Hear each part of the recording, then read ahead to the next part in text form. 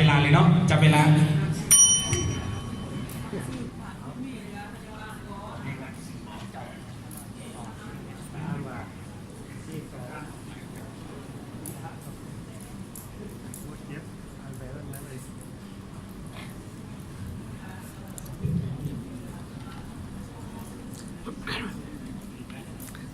ตอนนี้เนาะกำลัง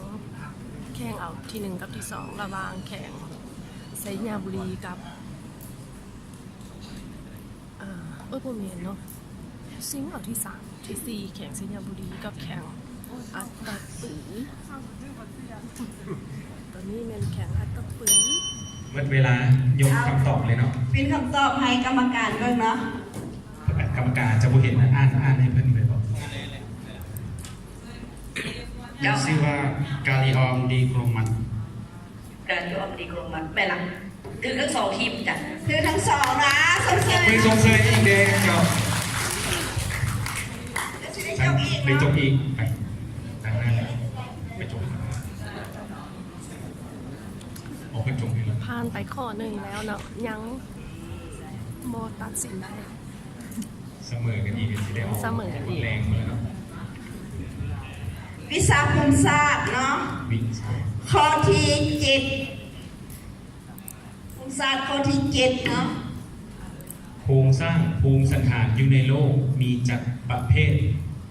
ทใดแดโครงสร้างภูมิสันฐานอยู่ในโลก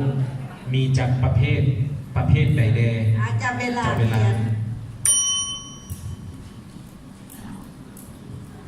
เป็นคำถามตัดสิน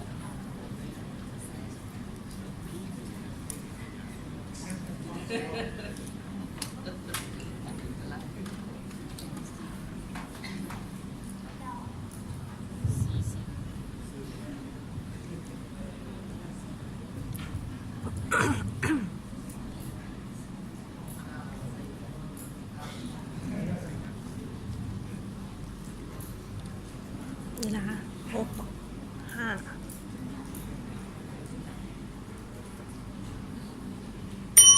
เมื่อเวลายกคำตอบขึ้นมาเนาะยกคำตอบขึ้นมาแข่งไซญาบุรีตอบว่ามี3ประเภทคือด่านและภูเก้าอ้างตะกอนและภูนุ่มโครงสร้างที่มีลักษณะ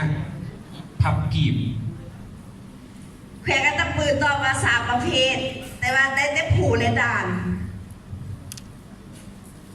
ซึ่งแมนให้ทีมไซญาบุรีนะโอ้